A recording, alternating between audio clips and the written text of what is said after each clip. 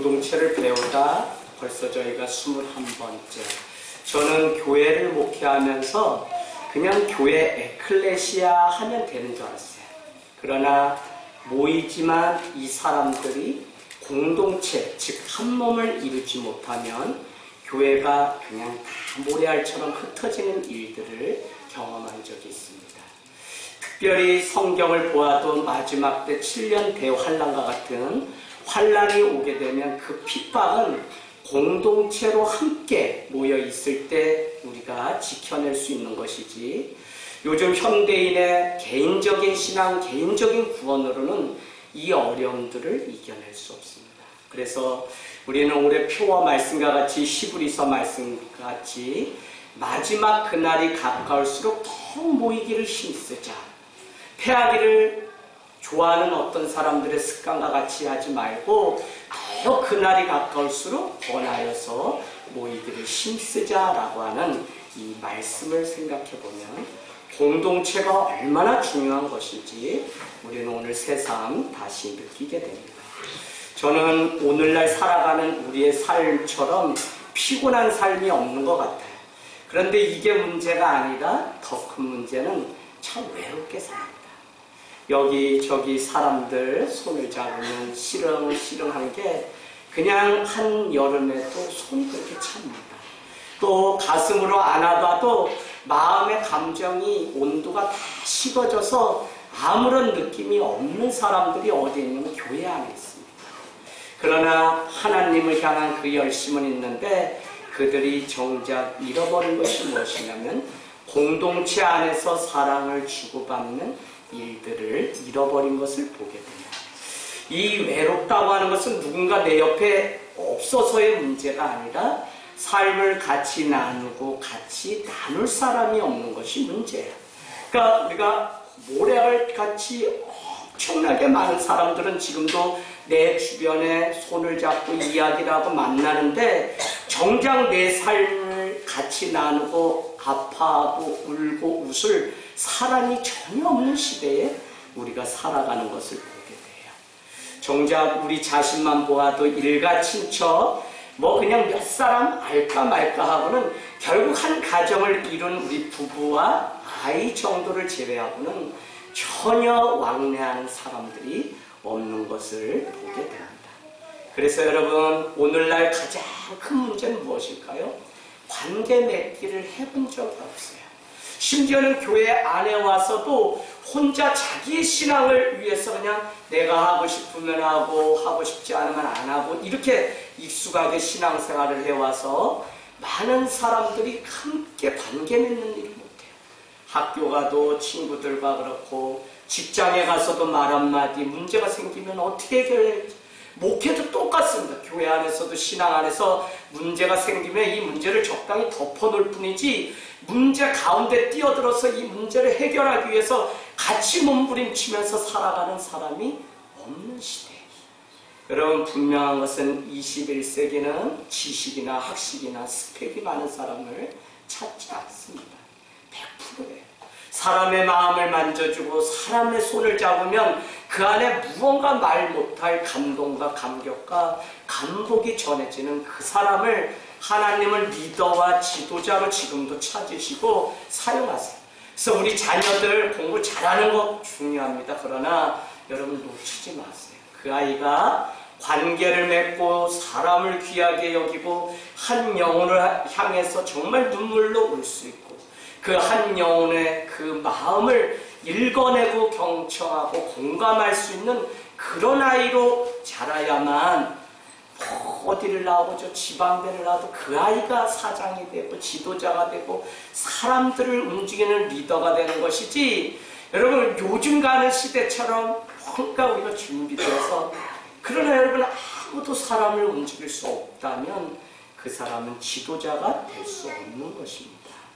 그래서 우리는 신앙생활을 하면서도 문제를 고스란히 끌어안고 이 문제를 어떻게 해결해야 될지 모르니까 정작 교회라는 곳에 나오면서도 이 문제를 말을 한다든지 나를 위해서 기도를 요청하는 이런 일들이 되지 않기 때문에 교회 생활을 깊이 하고 더 열심히 하면 할수록 우리 마음이 이렇게 헛헛함이 찾아오는 것을 여러분 많이 경험하게 된다는 것입니다.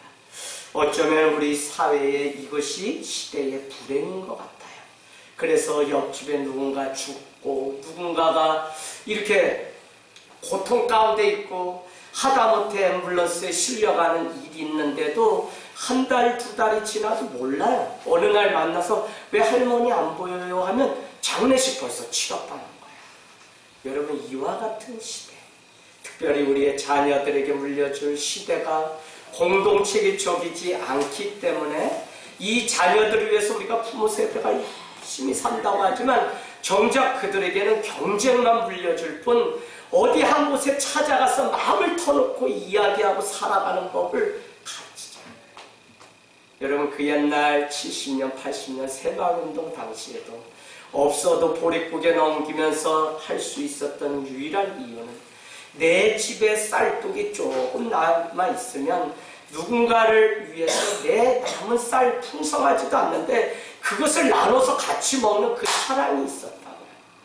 저는 여러분, 정말 여러분이 주의 성령 앞에 마음의 문을 열고 여러분이 먼저 주님의 은혜 가운데 회복되어서 공동체적이고 관계적인 삶을 살아가기 시작하면 여러분의 삶이 분명히 회복될 것이고 그 사람을 통해서 세상이 변화되는, 예수님이 한 사람 때문에 아니 온 인류가 구원받는 일들이 있었던 것처럼 지금도 교회는 다시 빛과 소금의 역할을 감당하면서 다시 하나님의 능력이 회복되어서 세상 사람들을 움직이고 어둠 가운데 있는 그들을 이끌어낼 수 있는 능력이 교회 안에 분명히 있다고 믿어요. 다만 우리의 가슴이 열리고 우리 안에 사랑이 다시 채워져서 누군가에게 줘도 한없이 이 샘에서 올라오는 이 사랑, 이것이 우리에게 채워져야 되는데 이것이 우리 안에 준비되지 않으면 우리도 여전히 어둠으로 이끄는 그런 삶을 살아갈 수밖에 없다는 것입니다.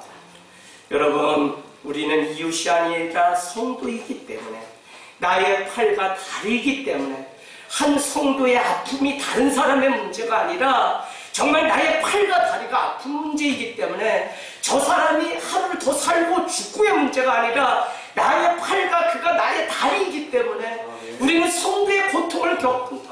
그 이야기를 듣고 우리는 쟁기를 버려두고라도 그를 위해서 기도하기 위해서 모일 수 있는 이 공동체를 하늘 땅에 있는 날, 어젯밤에 바쁘게 낮게 백희숙 집사님 이야기를 듣고 몇 분이 더 오셔서 같이 기도하는데 그래도 아직 살아있구나.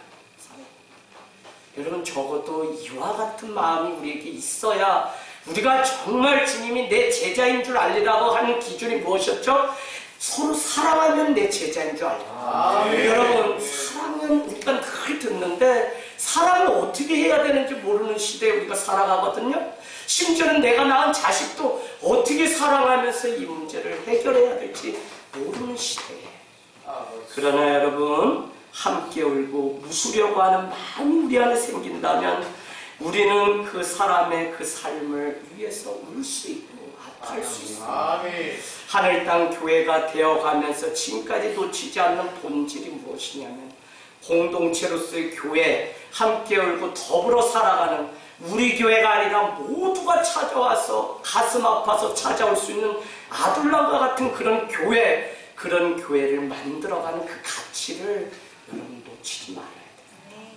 교회가 자라가면서도 계속적으로 새로운 변화를 위해서 많은 교회가 프로그램을 새로운 것을 하면서 자꾸 성도들을 들들볶습니다. 그러나 하늘 땅 교회는 제자랑 같지만 그런 곳으로 교회를 새롭게 하는 리빌딩하는 것이 아니라 주님이 원초적으로 우리에게 주셨던 그 복음, 그 교회 공동체를 향하신 이 사랑, 서로 한 몸을 이루는, 갈라디아서 6장 1절 형제의 범죄함이 보이거든 어떻게 하라고요? 비난하지 말라 그랬습니다.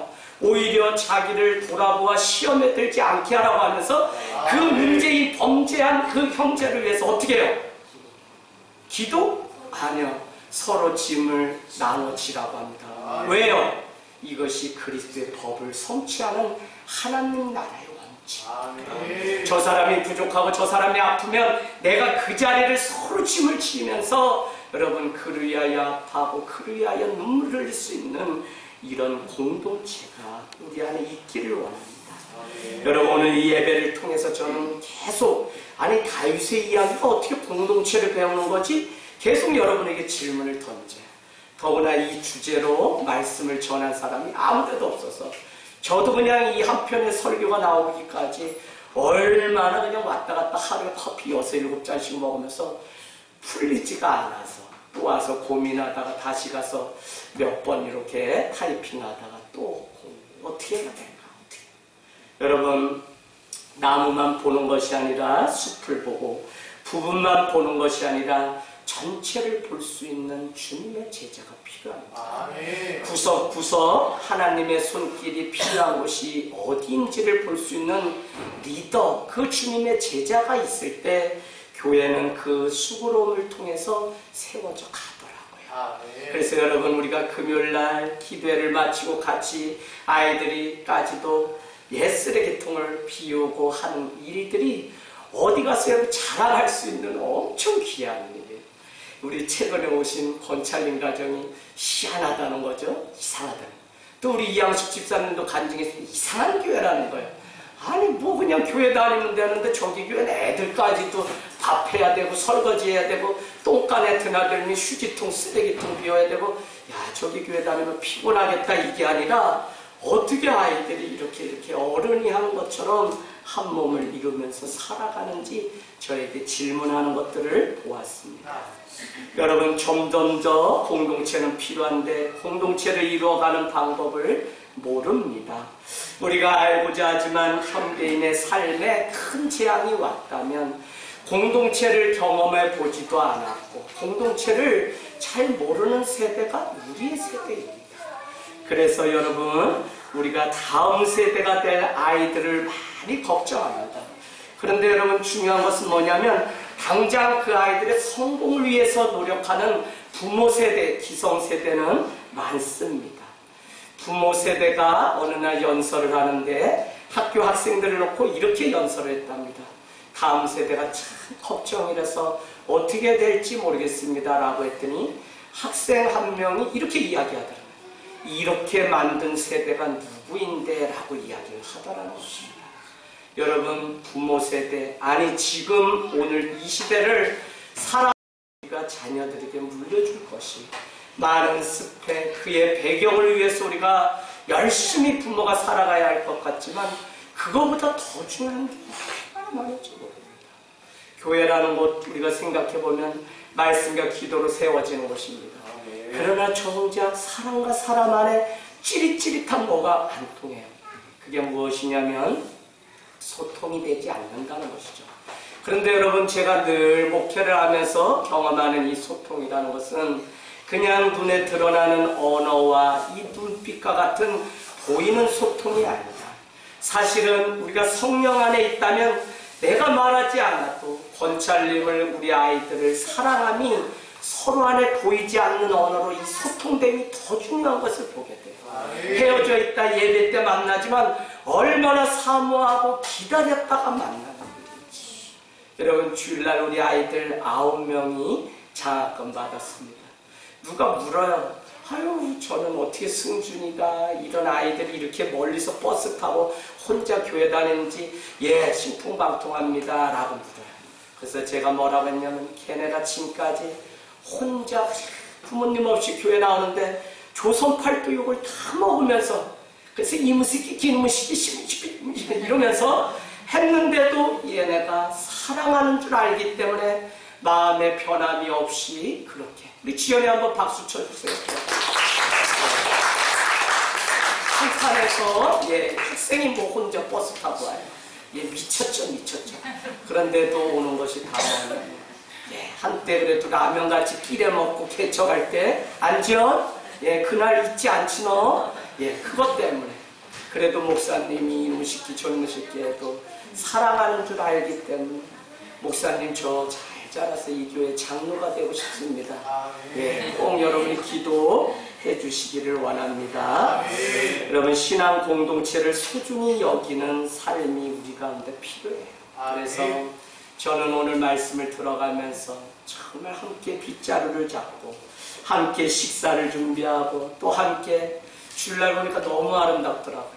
젊은이 교회도 애들 놓고 밀렸던 내가 오늘 한 번에 1년치 다 한다 하고 또 들어가서 제가 안 보는 게 아니라 청운동을 다 봐요. 들어가서 또 봉사하고 또 이양숙 집사님도 아직은 어렵지만 막 가서 조금이라도 더 하시려고 하시고 하는 모습들 보면서 참 이 공동체를 우리가 알고 공동체 안에 산다는 것이 얼마나 큰 축복인지. 여러분, 오늘 우리가 이 말씀을 통해서 이스라엘 공동체, 물론 신앙 공동체입니다.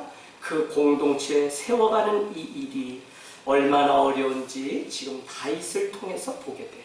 서로 사랑하면 얼마나 좋습니까? 그러나 사무엘상을 지금까지 보아서 알다시피 사울이 악령 가운데 살아감으로 인해서 공동체가 하나 되지 못했습니다. 그래서 우리는 공동체를 이야기할 때 용서와 사랑과 같은 추상명사 좋은 거 다 갖다 붙이지만 결국은 여러분 한 성령, 한 소망, 한 말씀 앞에 우리 한 사람 한 사람이 서로 교회로 지어져 갈 때 그것이 아름다운 공동체가 될 수 있는 것이지.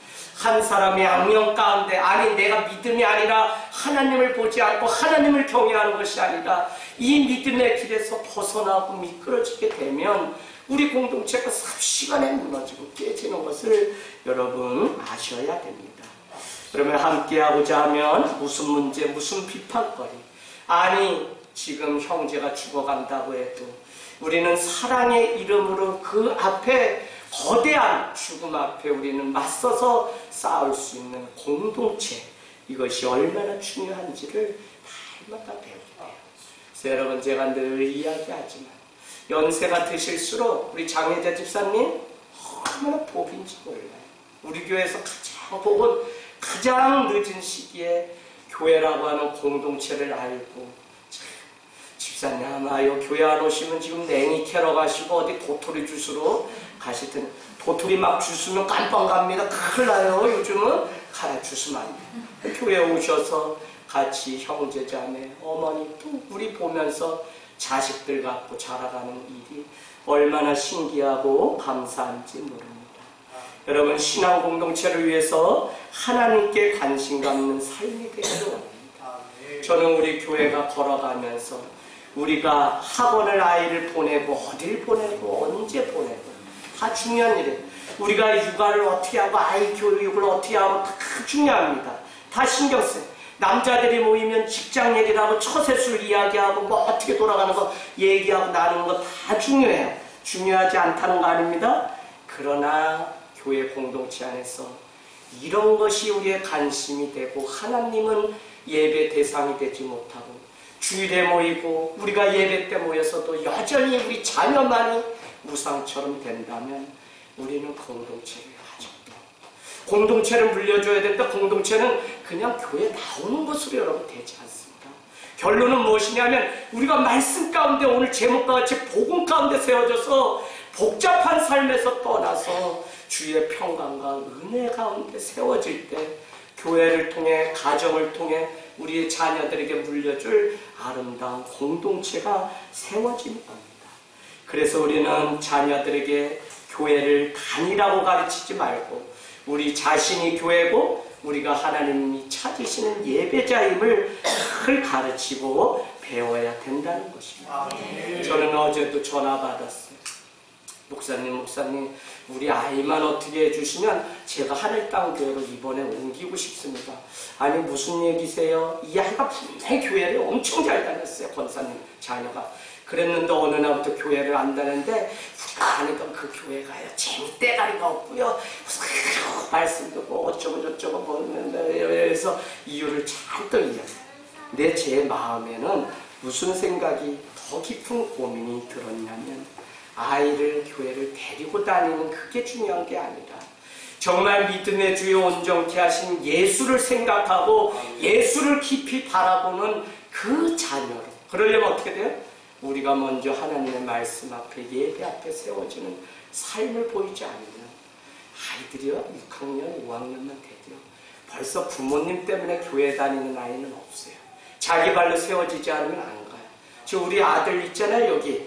근데 이 아들도요 어느 날은 몸 피곤하고 학원 갔다 오고 막 그러면 교회 왜 만들었어 아빠 이런다니까요.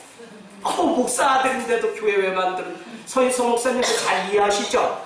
예, 내가 미국에서 태어났으면 주일 예배만 한 번 가면 되는데 한국에 태어나서 새벽 기도에 금요철에 다 가야 돼서 어떨 땐 저도요, 저기 미국에 어디 태어났으면 하는 생각이 들 때가 있어요. 그런데 여러분, 이 많은 과정들을 통해서 우리는 공동체를 물려주고 공동체가 무엇인지 가르쳐 줄 수 있는 좋은 기회로 우리가 교회를 한 번 와도 그렇게 삼는 은혜가 있기를 원합니다. 그리고 지난주 기억나세요? 시글락에 모였던 다윗과 600명의 백성들은 뜬금없는 아주 청청병력과 같은 이야기를 듣게 돼요. 사무엘 하러 오면서 사무엘상이 사울이 죽음으로 끝나는 죽음의 족보였다면 사무엘 하는 오늘 2장을 통해서 다윗이 유다의 왕이 되면서 생명의 족보로 끝이 나는 것을. 그래서 우리는 지금 현재 어렵고 힘들고 내 앞에 문제가 있고 시험이 놓여있다 그래도 그 부분에 반응하는 인생이 아니라 우리 인생을 한 줄로 연결해 보면 고난 뒤에 감춰진 영광이 있다는 이 한 줄의 인생을 보게 되면 우리 인생은 반드시 죽음의 족보로 끝나는 것이 아니라 예수 그리스도가 생명이시기 때문에 그 생명의 족보로 이어지는 것이에요. 그 일을 위해서 이미 룻기 4장은 보아스를 통해서 그 가정의 오벳과 이새와 다윗을 예수 그리스도를 준비하셔서 이미 500년 전에 이 사무엘상 쓰여지기 500년 전에 이미 보아스를 통해 다윗의 준비하신 은혜를 보게 됩니다. 여러분, 그 사울과 요나단이 죽었다는 소식을 다윗이 들었을 때 다윗은 사무엘상 하 1장 15절을 보면 조가를 만듭니다. 자기에게 그래도 기름 부어 세웠던 사울 왕입니다. 장인입니다. 평생 자기를 죽이려고 쫓아다녔던 자입니다. 그럼에도 불구하고 다윗의 위대한 믿음은 무엇이라 그랬죠? 자기의 자리를 놓치지 않고 늘 지켰던 사람. 자기의 위치, 부하로서의 그 위치를 늘 지켰지 그는 그 창으로 다시 사울을 향해서 던진 적이 없어요. 그래서 겉옷만 베고 내가 당신을 죽일 수 있지만 그냥 갑니다 라고 그런 사인을 남기고서 떠났던 것을 보게 됩니다. 그럼에도 불구하고 생명같이 여겼던 요나단과 사울을 위해서 조가 슬픈 노래를 지어서 부르는데 1장 18절에 중요한 한 대목이 나옵니다. 그것이 무엇이냐면 유다 백성들에게도 이 노래를 기억하라고 명령했다고 하는 표현이 나옵니다. 왜 이것이 중요하냐면 사울과 오늘 요나단의 죽음이 그냥 개인적인 한 사람, 내가 아는 사람이 죽은 그 사건이 아니라 유다 백성 이스라엘이 다 같이 기억해야 되는, 공동체가 그 한 사람의 죽음을 기억하고 같이 슬퍼해야 되기 때문에 그 백성들에게 이 사실을 기억하고 이 사실을 전하라고 그렇게 말씀하고 있는 것을 보게 됩니다. 일이 얼마나 슬펐는지 11절, 12절 지난주 말씀해 보니까 다윗은 저녁까지 옷을 잡아 찢고 저녁 때까지 슬퍼하며 울며 금식을 하면서 오늘 사울과 요나단의 죽음이 마치 우리의 죽음인 것처럼 함께 절망하고 함께 아파했어요. 그러나 여러분, 이것으로 끝나면 안 된다 그랬죠? 충분히 슬퍼하고 충분히 그 아픔을 이 공동체와 함께 나눠야 되지만 우리는 거기에 빠지면 결국은 십자가 넘어 있는 부활의 승리를 놓치고 사는 것입니다. 그래서 우리도 늘 괴로움과 고통 속에 살아가면서도 여러분 그 너머에 있는 정상이 있다고 하는 골고다 그 언덕을 넘어가면 거기에 십자가 너머에 구원이 있다고 하는 그 사실을 우리가 깨닫게 되면 우리는 예수님의 제자들과 같이 다시 예전의 그곳으로 돌아가서 갈릴리 바닷가에 금을 던지는 인생으로 끝을 내지 않고 다시 생명을 향해서 걸어가는 은혜가 있다는 것입니다.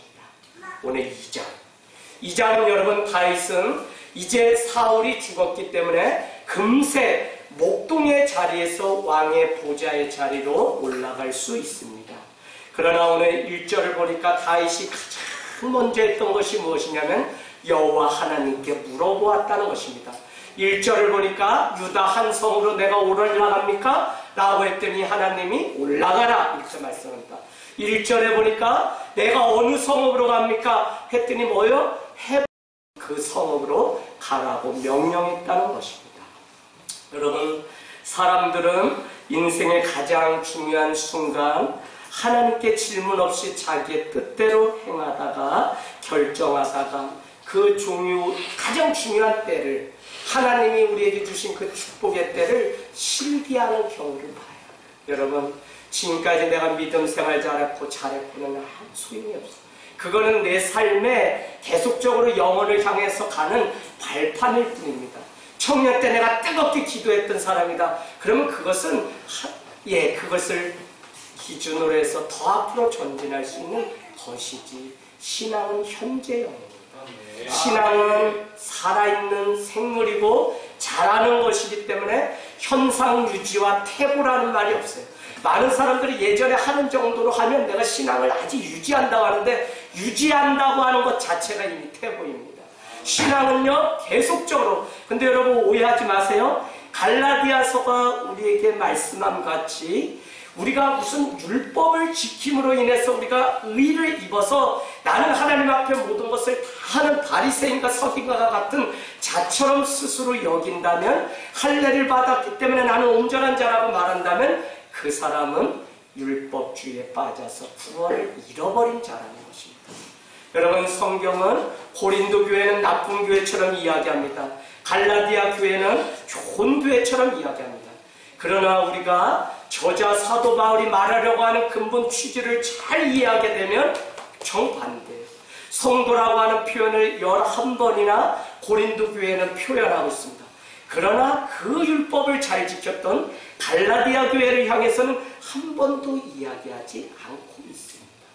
이것이 무엇이냐면 문제투성이었고 계파 문제, 우상 문제, 성 문제, 많은 문제로 있었던 고린도 교회는 우리 눈에 보기에는 드러난 많은 문제 때문에 나쁜 교회 같지만, 그들은 자기의 부족함, 자기의 문제를 하나님 앞에 여실없이 드러내므로 하나님 앞에 나갈 수 있는 기회를 얻은 오히려 좋은 교회이지만, 갈라디아의 그 교회들은 자기가 율법으로 모든 것을 지켰기 때문에 우리는 더 이상 어떤 것도 필요 없는 것처럼 완전한 자처럼 여기기 때문에, 여러분, 그들은 믿음의 좋은 때를 실기하였다고 말하는 것이 바로 갈라디아서의 가장 중요한 것입니다. 그래서 여러분, 지금까지 우리가 신앙생활 잘하고 이런 은혜 누렸다면 여러분 그것 자랑하지 마십시오. 여자 셋이 모이면 접시가 깨진다 그러지만 요즘은 남자 셋이 모이면 접시가 깨집니다. 특별히 여자분들은 속으면 안 돼요. 남자 셋이 모이면 무슨 이야기 하냐면 축구한 이야기 한다 그러죠. 그 다음에 군대 이야기 합니다. 군대 적어도 갔다 왔으면 간첩 때려잡은 이야기부터 남자들이 막 그래요. 그 다음에 가장 중요한 거는 조한권찰님, 나만 고생한 군대 갔다 왔다고 얼마나 이야기하는지 모릅니다. 남자들이 군대 이야기하면 100% 뻥입니다. 그러나 믿음 안에서 미래를 이야기하면 그것은 비전이 됩니다. 그래서 여러분, 비전과 뻥을 잘 구분하셔야 돼요. 그래서 말씀 가운데 세워진 자가 하는 그 이야기는 비전이 될 수 있지만, 말씀 없이 허황된 걸 늘어놓는 교회면 그 교회는 삽시간에 문을 닫을 수밖에 없습니다. 그래서 우리가 날마다 말씀이 필요합니다. 그거 좀 올려주셔야 돼. 그래야지 나와야 돼.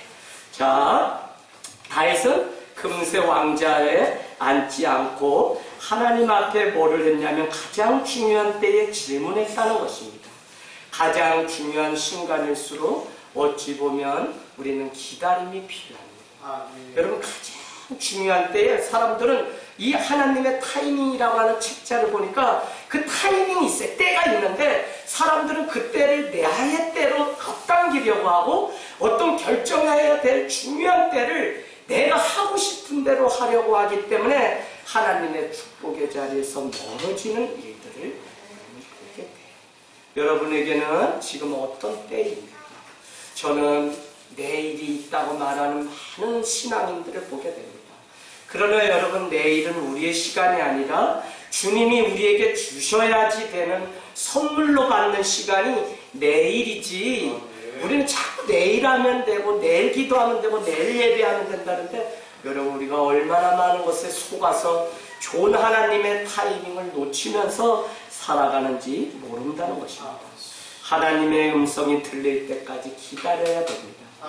사울과 다윗의 처음의 그 삶의 차이는 어디 있냐면 사울은 자기 감정과 생각에 따라 악령에 휘둘려서 사람을 죽이는데 인생을 다 빼앗겼다면 오늘 다윗은 우리가 3일상 23장을 통해서 우리는 이미 그일라 사람들이 블레셋 사람들이 와서 마당하던 때에 그 물건들을 보리를 막 빼앗아가는 그 광경을 보면서 다윗은 피난 중에 있고 도망자의 신분임에도 불구하고 하나님께 세 차례나 내가 그일라 그 땅에 가서 저들을 도울까요? 라고 묻는 장면들이 나옵니다. 그래서 사울과 다윗의 삶의 차이는 무엇이냐면 묻는 신앙과 묻지 않는 신앙의 차이입니다. 여러분 현대인처럼 질문을 잃어버린 사람들이 없어요. 왜? 바쁘기 때문에. 그러는 사이에 우리는 그냥 날마다 다람쥐 쳇바퀴 돌던 돌아가는 사이입니다. 그러나 여러분이 놓치지 말아야 되는 것이 무엇이냐면 매일매일 하나님의 뜻이 어디에 있는지 물으면서 살아가야 돼요. 우리 1절 한번 보겠습니다. 그의 다윗이 여호와께 여쭈아르되 내가 유다 한 성으로 올라가리까 여호와께서 이르시되 올라가라. 다윗이 아뢰되 어디로 가리까 이르시되 헤브론으로 갈지니라. 두 번이나 그는 물었어요. 곧 저기 유다 성읍에 가면 사울이 없기 때문에 왕의 자리에 앉을 것이 분명한 약속이었음에도 불구하고 그는 자기의 노력으로 가지 않고 하나님께 어느 때에 가야 되는지 어느 성읍으로 가야 되는지 오늘 묻고 있는 모습을 보게 됩니다. 여러분 우리에게 가장 분명한 하나님의 음성이 있습니다. 그것은 다른 것이 아니라 바로 말씀이에요. 하나님의 음성 이야기하니까 자꾸 어디 가서 눈 감으면 보였다 또 예언해 주겠다는 이런데 현혹되지 마십시오. 가장 분명한 하나님의 음성은 우리의 손에 들려져 있는 이 말씀입니다. 요한계시록은 어떤 사람이 복이 있다고 말씀하냐면 이 예언의 말씀을 읽고 듣고 지키는 자가 복이 있다고 말씀합니다. 마지막 우리의 삶이 어떻게 저 천국 저 백성이 될 것인지 말씀해 주시는 묵시록 이 요한계시록은 우리에게 마지막 1장 3절에 이렇게 이야기합니다. 이 예언의 말씀을 읽고 듣고 지키는 자가 복이 있다는 것입니다. 여러분 우리가 지키기까지 말씀이 날마다 그래서 우리가 왜 예배 가운데 모이고 이렇게 나와서 함께 하냐면 이 땅에 세워진 교회라고 하는 것은 마지막 천국으로 가기까지 계속적으로 말씀을 우리의 인생 가운데 영혼 가운데 밀어넣는 일들 훈련을 받는 것이 바로 교회라는 것입니다. 그래서 장소가 필요한 것이고 그래서 우리가 함께 모이는 이 교육과 예배가 필요한 것입니다.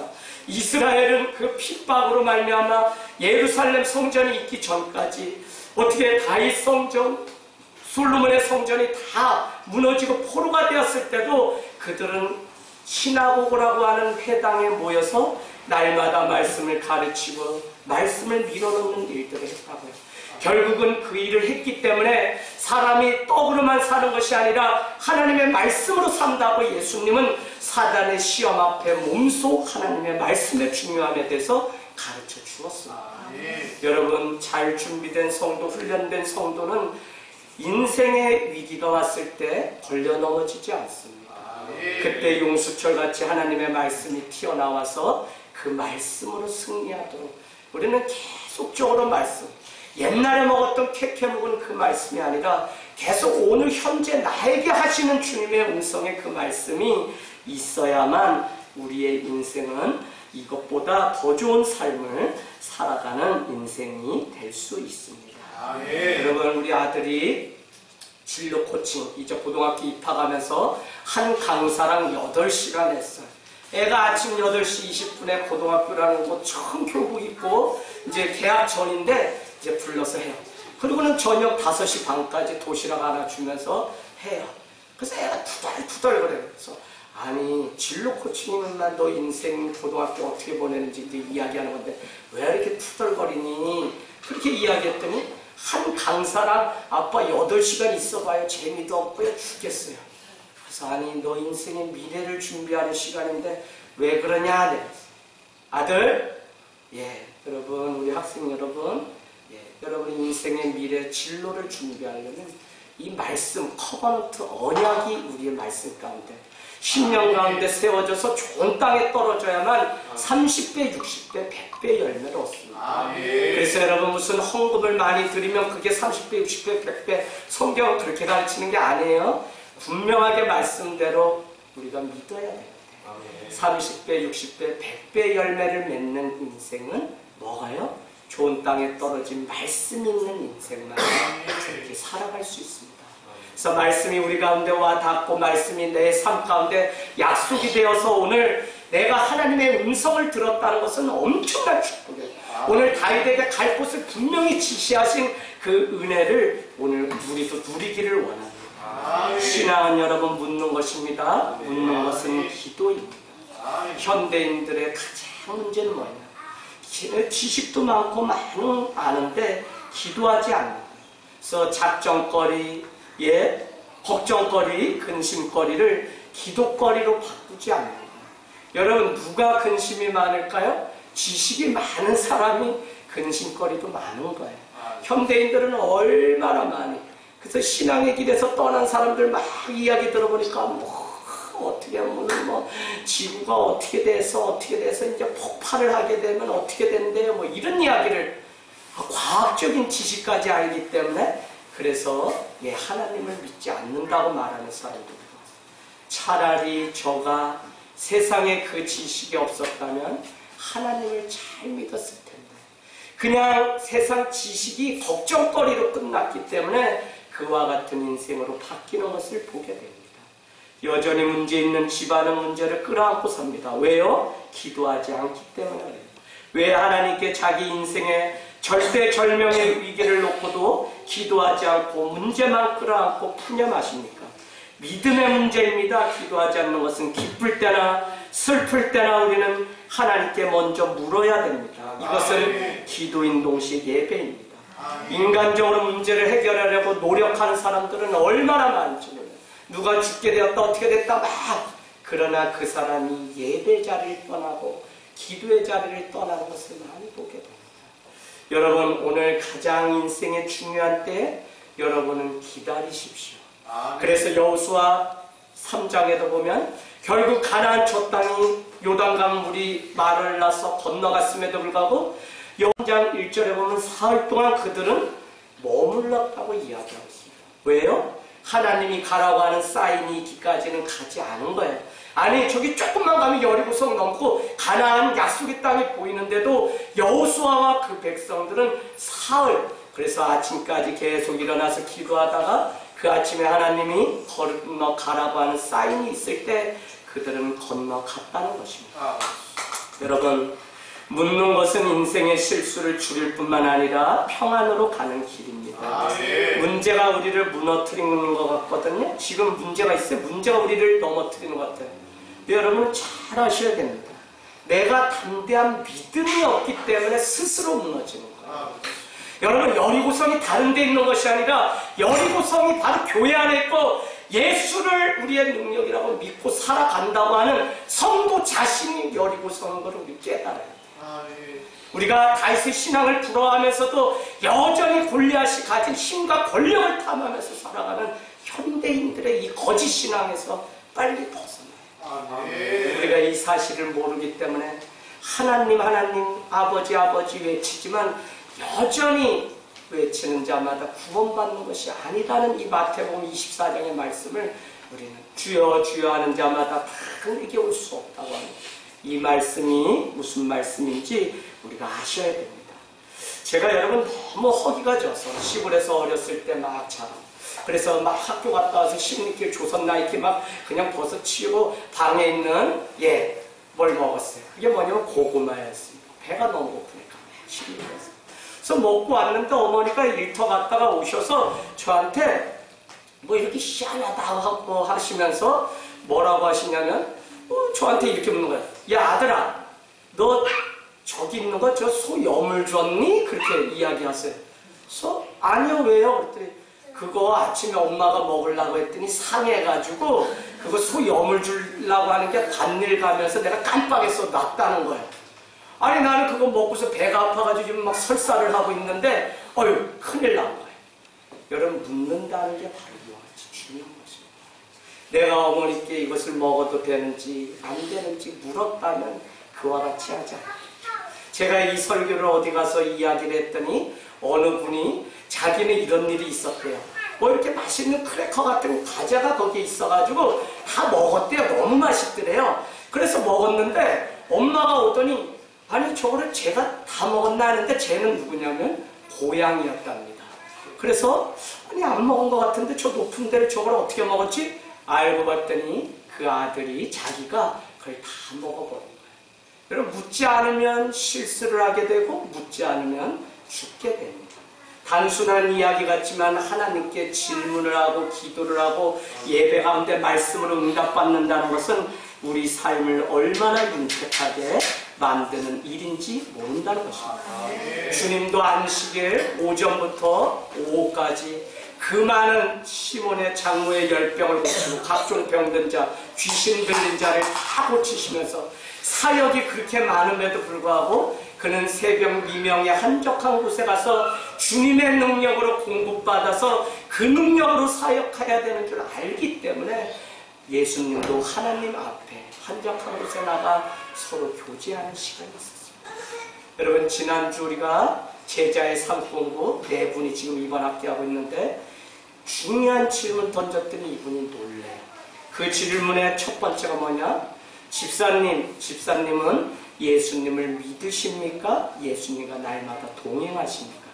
두 가지 중에 하나를 선택하라 그랬어요. 그랬더니 여러분 믿습니다를 많이 선택해요. 그러나 우리가 경건의 시간 주님과의 인격적인 교제를 한다는 것은 세상 사람들이 말하는 나 교회 갔어, 나 예수 믿어 그런 차원이 아니라 지금 이 시간 주님과 날마다 교제하고 끊어지지 않는 삶을 살아가야지 진짜 신앙이지 내가 믿어 나 하나님 계신 거 믿어 이거 가지고는 여러분 다 무너져. 다 무너져. 세상이 문제 같죠? 환경이 문제가 아니야. 믿음 없는 게 문제. 여러분 자기 자신 번지수를 잘 하셔야지 빨리 일어나서 내가 지금 시험에 빠진 것인지 내가 하나님을 바라보지 않는 건지 잘 봐요. 내가 정말 아이만 바라보고 있다가 하나님을 바라보지 못하는 것은 아닌지 내가 지금 대학문 놓고 있다가 예배 못 드리고 있는 것도 아닌지 부모가 지금 자식에게 신앙을 가르친다고 하면서 그냥 학원을 가는 편이 더 낫다고 줄 신앙을 못 지키게 하는 일을 너무 많이 보면서 얼마나 안타까운 시대에 우리가 살아가고 있는지. 그래서 여러분 하나님을 온전히 경외하지 않으면 우리는 우상을 섬기는 일이 됩니다.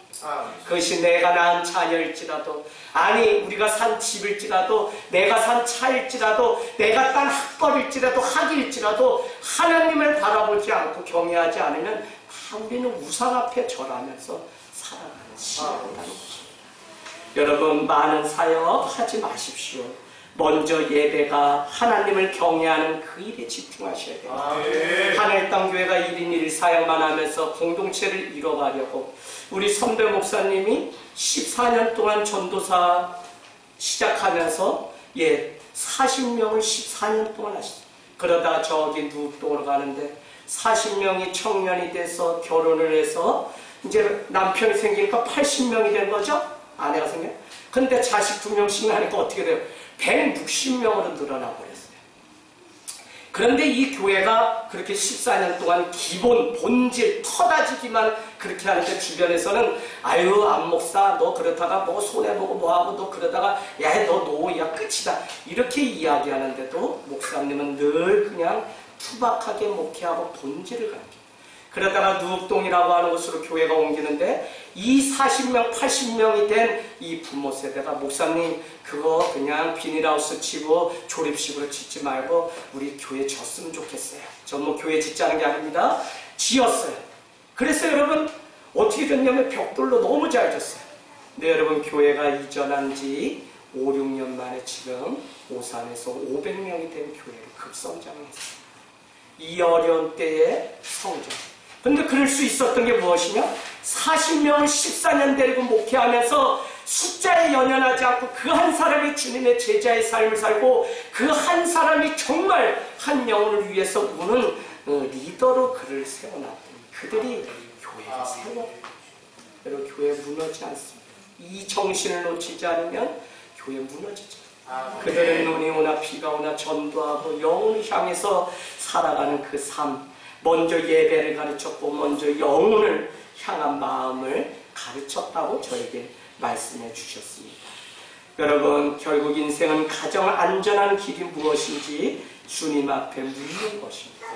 저도 그냥 제 열심으로 늘 그냥 자수성가해서 일찍이 5학년 때 호롱불 켜고 살다가 서울이라는 곳 와서 이만해서 살았더니 뭐든지 하는데 방해가 뭐냐면 뭐겠어요. 그냥 혼자 자수성가서 안 물어본다니까요. 저거 조금만 계산하면 나서 어떻게 받고 교회 어떻게 이전하고 다 알아요. 훤해요. 내가 박사인데요.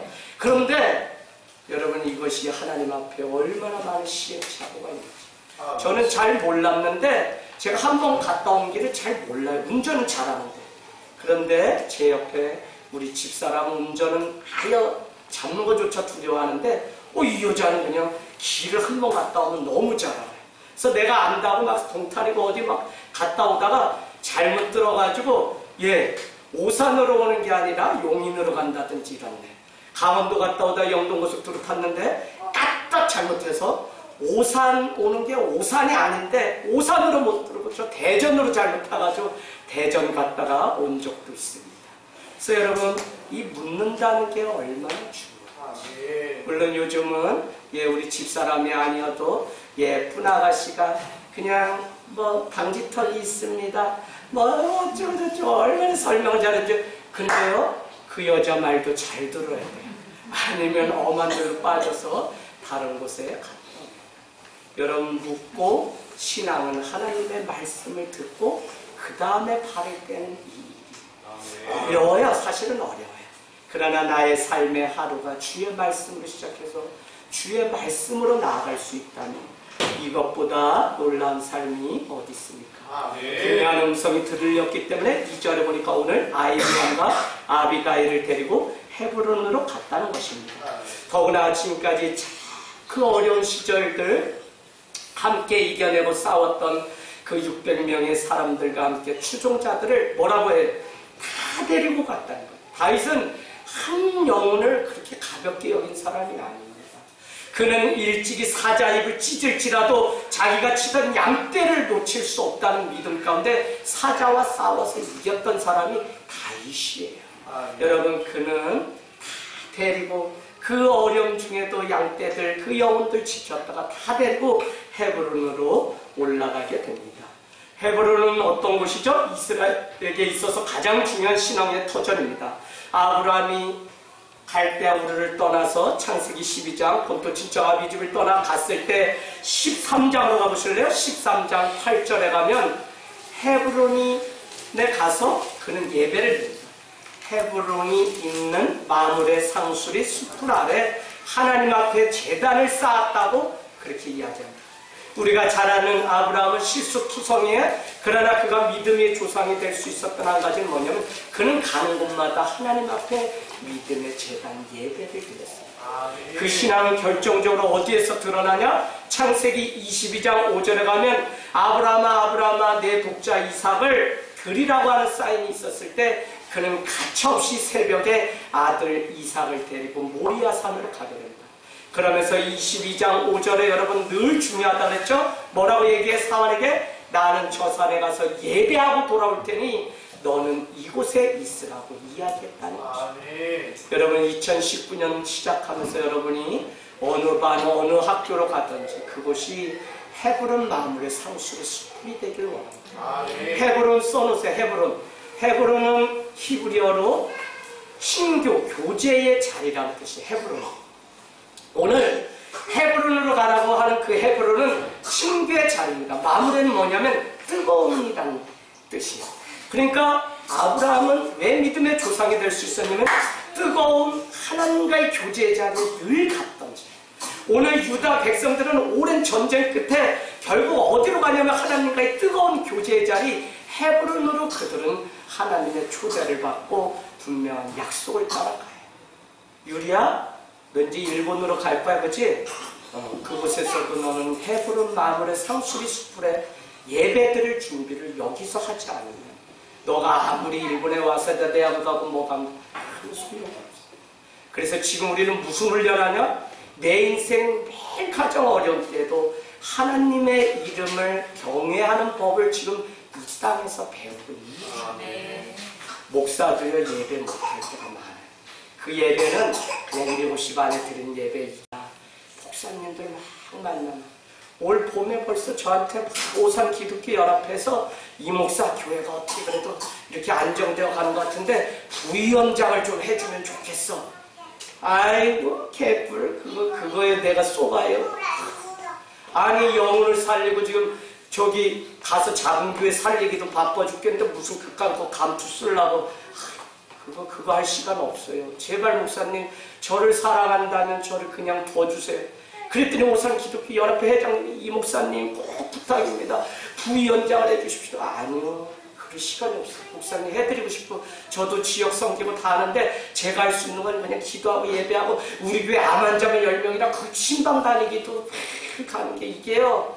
창작 끊어내면서 그 고통 감당하면서 다녀오는 게 쉽지 않아요. 제가 우산 그거 돌아볼 시간이 없어요. 제발 목회할 수 있도록 생명 살리는 일에 제가 나갈 수 있도록 목사님 저 기다려주세요.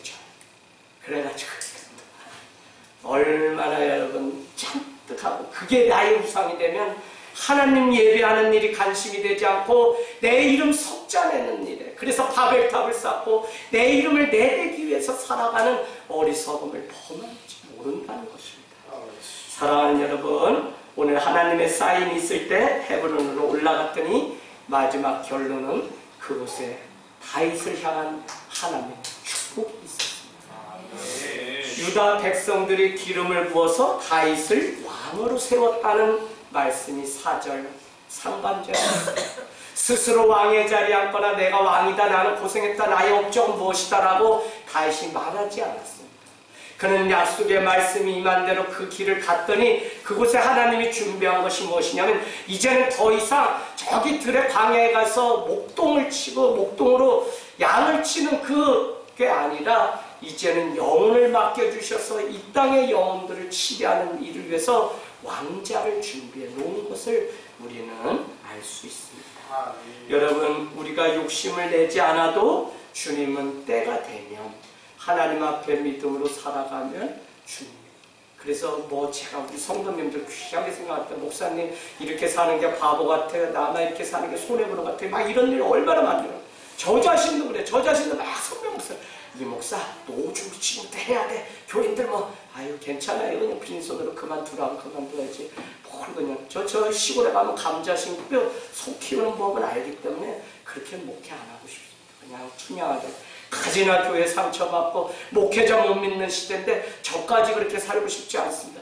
너 그렇게 살다 바보 돼. 너 수많게 교인들 믿지 마라. 교인은 필요 없으면 네, 그래도 저는 그냥 무슨 이야기를 말씀드리려고 하냐면 예수님 따라 낮은 자리로 다윗은 갔을 뿐인데 한 번도 왕자를 욕심내고 사울을 해하지 않았을 뿐인데 그의 믿음을 보셨던 하나님이 그를 세우고 유다 백성이 다윗이 어떤 사람인지 알기 때문에 그들이 왕으로 세우는 이 일들을 보게 됩니다. 여러분 복음이 없게 되면 약속이 없는 것이고 인생은 복잡해집니다.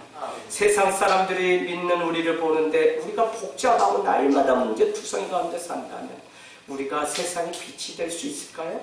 우리는 간혹 착각할 때가 있습니다. 세상 사람들 자꾸 우리를 몰라주고 우리를 비판하고 우리를 아니요. 빛이라고 하는 것은 빛이 나게 되면 세상 사람들도 다 그 빛을 보게 되어 있습니다. 아직 우리 빛이 채워지지 않고 내 삶에 아직 거룩함을 회복하지 못한 탓이지 세상 사람들이 예수 안 믿기 때문에 우리를 핍박한다가 아니에요. 그래서 여러분 우리 안에 일어나는 많은 일들 속에서도 우리는 다시 복음의 자리로 돌아가서 이 복잡한 인간관계 문제로 생각하지 말고 내가 복음 말씀으로 다시 빚어져서 이 평안 가운데 거하는 삶이 준비되지 않았기 때문에 그렇다. 내가 준비만 되면 다윗이 오늘 왕이 되었던 그 축복이 우리에게도 있습니다. 사랑하는 여러분, 사람이 무엇으로 심든지 그대로 거둔다고 하는 것이 갈라디아서 6장 7절 말씀입니다. 육체를 위하여 심는 자는 썩어질 것들을 거두게 되고 영을 위하여 심는 자는 영생을 거둔다고 말씀하고 있습니다. 오늘 다윗의 일평생의 삶은 예수님처럼 낮은 자리로 가서 그렇게 살았던 것 같아요. 그러기 때문에 그에게는 축복이 있었습니다. 오늘 말씀 결론, 축복, 블레싱이라고 하는 단어는 블로드라고 하는 피, 혈액이라고 하는 단어에서 파생되어 나온 단어입니다. 무슨 의미냐면 축복이라고 하는 것은 그냥 로또 복권 당첨된 것처럼 수고도 하지 않고 공짜로 뭔가 탁 떼서 받는 것이 마치 축복인 것처럼 그렇게 생각합니다. 아니요. 그것은 그냥 행운에 불과합니다. 그런 럭이 아니라 God bless you는 무엇이냐면 내가 하나님 앞에 믿음을 심고 내가 낮은 자리에 처할지라도 내가 오늘 예배 자리에서 하나님 앞에 믿음을 심었더니 하나님이 그것을 보시고 은혜를 베푸셔서 그 피를 쏟는 수고 뒤에 얻는 것이 그것이 바로 블레싱, 축복이라는 것입니다. 다윗의 인생은 지리하고 길고 오랜 시간 기다려서 목동에서 왕의 자리에 온 것 같지만 사실 그렇지 않아요. 우리가 볼 때는 그게 지루하고 답답하고 빨리 응답되지 않는 것 같지만 응답이 더딜지라도 하나님은 일하시고 계시고 하나님의 때에 반드시 믿음을 심은 자에게는 믿음의 축복을 우리에게 주시는 것을 우리는 보게 됩니다. 어려움이 크고 내가 더 많이 걸어야 된다면 하나님은 우리를 더 단단하게. 오산이 참 재밌는 곳이에요. 오산은 내 차 자전거 타면 5분이면 가는데 오산은요, 뭐가 오산이냐면요, 내 차가 자가용이 없으면 여기서 여기 가는데 1시간이 걸리는 동네. 왜 그래요? 모든 차가 오산 역으로 다시 갔다 다시 거서 다시 들어와야 돼서. 그래서 우리 두 아들도 학교가 멀리 배정되니까 기본이 걸어서 30분 이상 걸려요. 근데 나는 아이고 하나님의 뜻이 있구나. 왜요? 저를 지금까지 길러준 것은 강원도 첩첩산골에서 10리길을 날마다 외롭게 걸으면서 그것이 저에게 훈련이었고 그것이 인내함, 그것이 사람을 기다리고 사람을 영혼을 들여다볼 수 있는 하나님의 일하심이었습니다. 일이 인생이 더디고 늦고 그냥 천천히 갈지라도 하나님은 우리를 향하신 뜻이 있기에 우리는 오늘도 하나님 앞에 나아가는 삶이 되기를 주님의 이름으로 축복합니다.